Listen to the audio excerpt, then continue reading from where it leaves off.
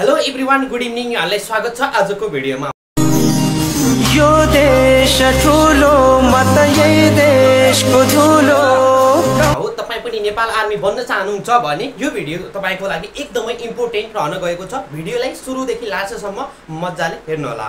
हो यदि तपाईं पनि ब्यारिङ चेक गराएर चाहिँ लिखितमा पुगिसक्नु भयो र अब लिखितमा चाहिँ कसरी पढ्ने, कहाँबाट पढ्ने, कस्तो क्वेशन आउँछ भनेर चाहिँ कन्फ्युजमा हुनुहुन्छ भने अब तपाईं कन्फ्युजमा नहुनु होला। हो तपाईको लागि लिखितका लागि एकदमै सहयोगी भिडियोहरु मैले बनाएको छु र तपाईहरुलाई आज म यो भिडियोमा बताउने छु कि लिखित पेपरको बारेमा। तपाईको पेपर कस्तो आउँछ, कस्तो मोडेलमा आउँछ अथवा कुन कुन क्वेशन सोधिन्छन् त्यो पेपरमा, हो त्यसको बारेमा बताउने छु।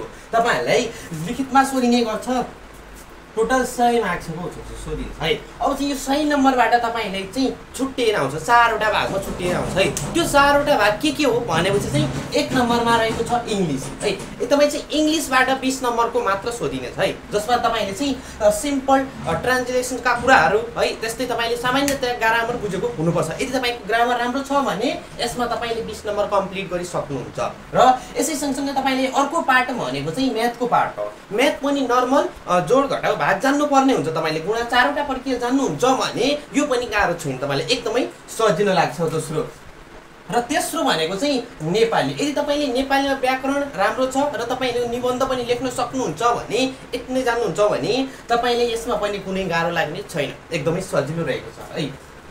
30 नम्बर चाहिँ तपाईको नेपालीबाट आउँछ र यसै गरेर तपाईले सामान्य ज्ञानबाट पनि सोधिन्छ है। सँगसँगै यसमा तपाईको सेवा सम्बन्धी क्वेशनहरु पनि सोधिन्छन्, जसबाट तपाईले सामान्य ज्ञानबाट पढ्नुपर्ने भनेको चाहिँ जीके का क्वेशनहरु पढ्नुपर्ने हुन्छ है। र जीके प्लस सँगसँगै सेवाका क्वेशनहरु पनि सोधिन्छन् र यी सबै सब्जेक्टहरु भनौं है, यी सबै सब्जेक्टहरुको चाहिँ क्लास भइरहेको छ अथवा चाहिँ हामी क्लास गर्ने छौं। यदि तपाई चाहिँ जुम एपबाट पढ्न चाहनुहुन्छ भने र तपाई नेपाल आर्मीको सपना बोकेर आउनु भएको छ भने तपाईले पक्कै पनि क्लास लिनुहुन्छ आशा छ। यदि तपाई क्लास लिन चाहनुहुन्छ, अनलाइनबाट क्लास लिन चाहनुहुन्छ भने हामीलाई सम्पर्क गर्नु होला।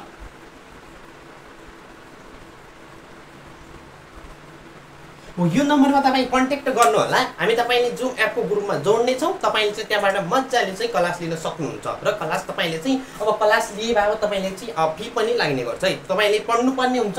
हामी 4 वटै विषयहरु पढाउँछौं, सँगसँगै 4 वटै विषयहरु पढाउँछौं र एउटा विषय चाहिँ 1 घण्टाको चाहिँ क्लास हुनेछ है। हाम्रो चाहिँ 1 घण्टा क्लास हुने। जस्तै इंग्लिशको क्लास 1 घण्टा हुन्छ भने इंग्लिशको सकिने बित्तिकै तपाईको चाहिँ केको हुन्छ, म्याथको हुन्छ। म्याथको सकिने बित्तिकै तपाईको नेपाली होला, नेपाली सकिने बित्तिकै तपाईको चाहिँ जीके र सेवा सम्बन्धी क्लास हुन सक्छ। र तपाईले चाहिँ 4 वटै क्लास पढ्न पाउनुहुन्छ।